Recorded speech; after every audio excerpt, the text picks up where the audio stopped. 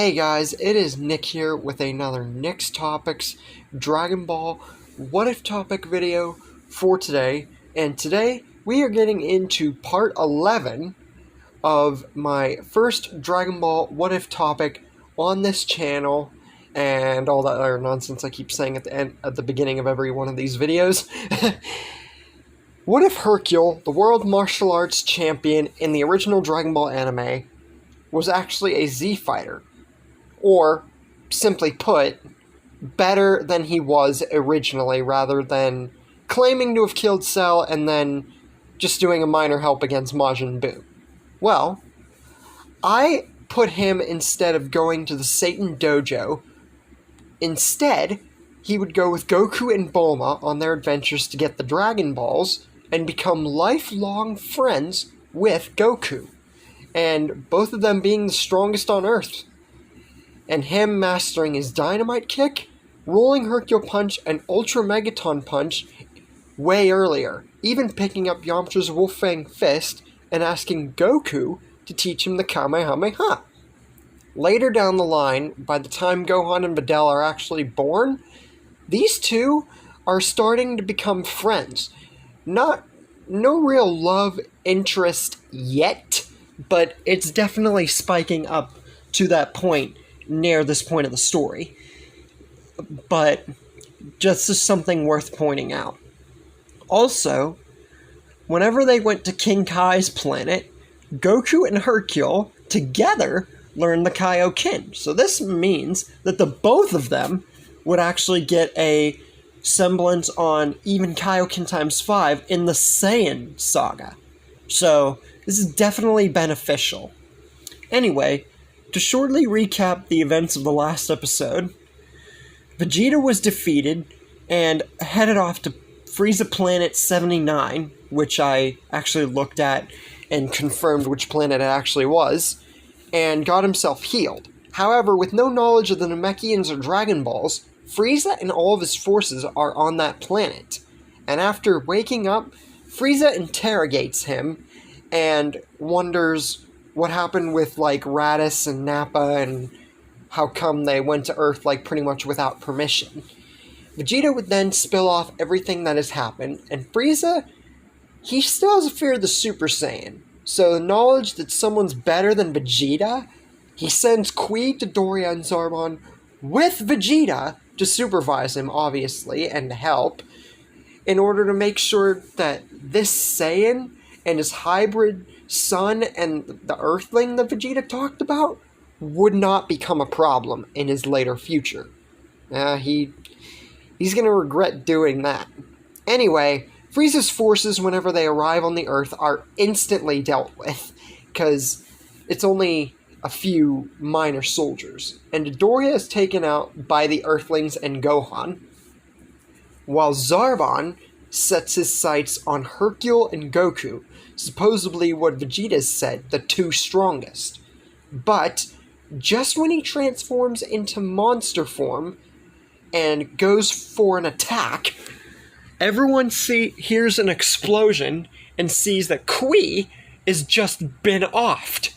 And then, just before Zarbon could process this, Vegeta charges in at full power from his Zenkai. Keep in mind, he is weaker than Monster Zarbon at this point, but with an off-guard attack, Vegeta kills him the same exact way that he did in the original, saying that he never really was teaming up with them, and he wants an alliance to help against Frieza. Now, Goku, I feel like he would agree to this, and know that him sparing Vegeta actually turned out to get positive results. And then Vegeta would say that everyone, he can sense their powers now, and knows that everyone is more than strong enough. Even combined, it could give Frieza trouble.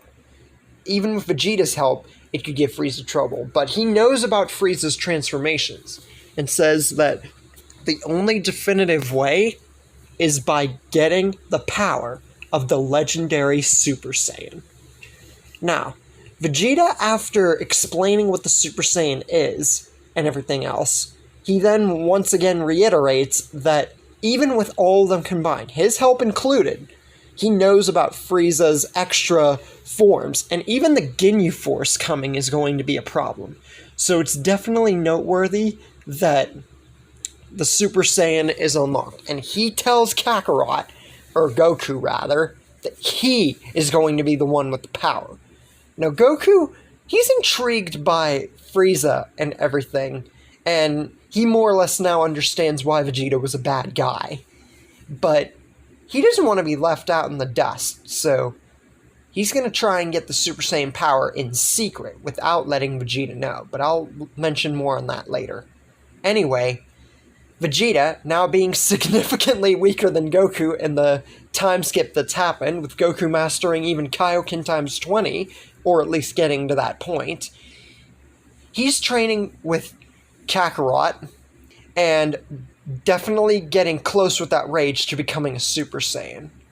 Also, during the time skip, I feel like Vegeta and Bulma would still hitch up here, because Bulma would be around, and I feel like these two would still get together.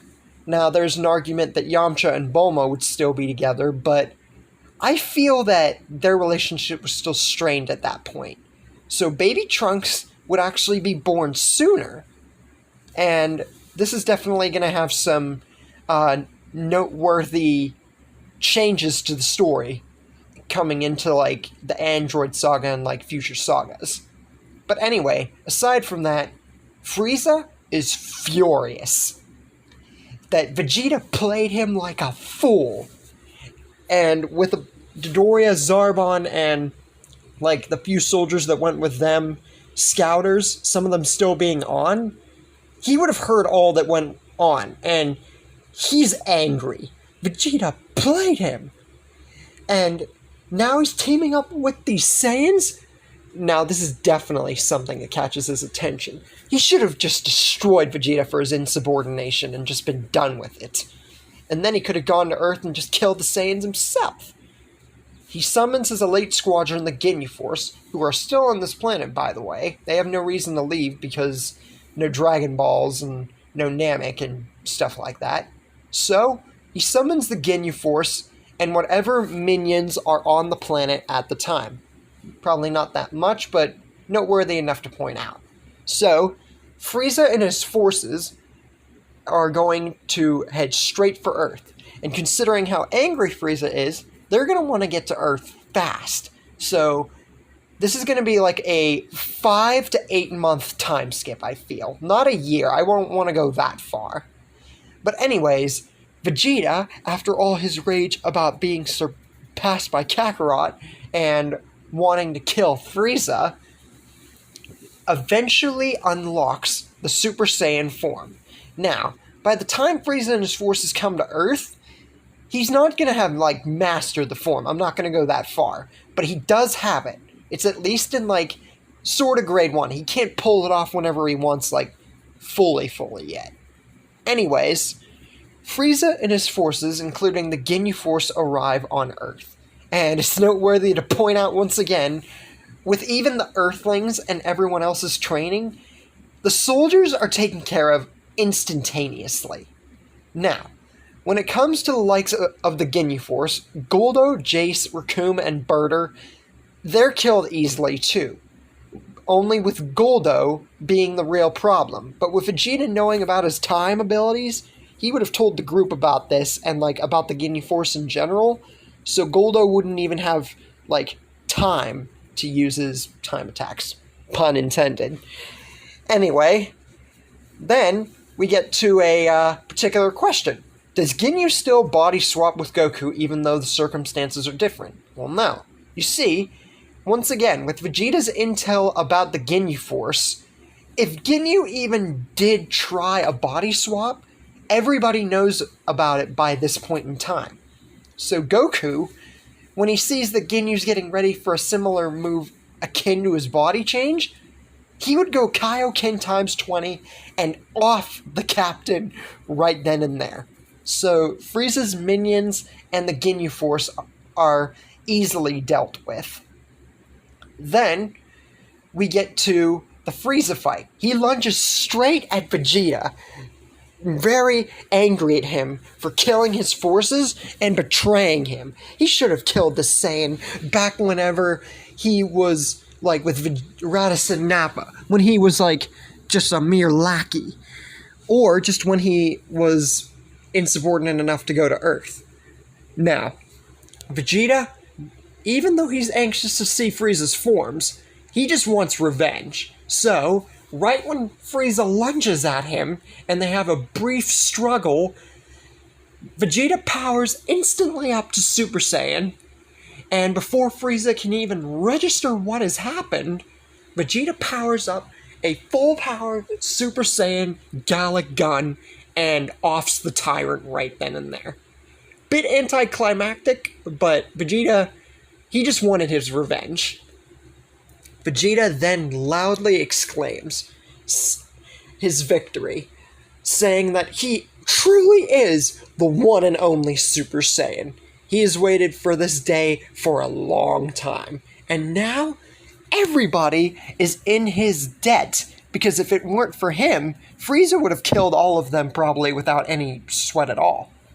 Goku isn't at all bothered by this. He is a little, but then he smirks. Vegeta's somewhat surprised. Is he hiding something? As a matter of fact, Goku is. He then pulls out his own Super Saiyan transformation and says that he's about the same level of mastering it as Vegeta, and that he's not fully gotten the grasp on it yet. But he did unlock it before Vegeta in secret because he is stronger than him, and he was planning on using this if the need were to arise. And he also points out that he's even gotten Gohan to learn, like, some of the basics of it too. Gohan hasn't unlocked it yet, but he's close. Goku can feel it. And Vegeta's just left dumbstruck. But he ignores it because he got his wish by killing Frieza. But he knows it's not over. King Cold would then later find out about Frieza's death, and would go straight to Earth to get his revenge. But with everybody's training, he's just offed right then and there. And it's like not even a contest with two Super Saiyans and Gohan likely having the form at the time too. With everybody else's help, he's just offed right then and there.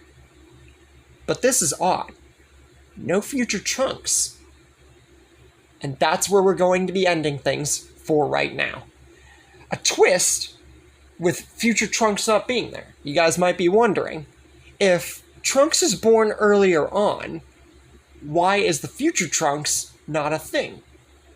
Well, it's because with everybody's influence in the story, that means that even though the androids are stronger in Trunks' time, there are more people and they're easily dealt with, so no time travel, which means that the future android saga is going to be a bit weird. But I'll save that for next time. I hope you guys enjoyed, and I will see you guys in the next video.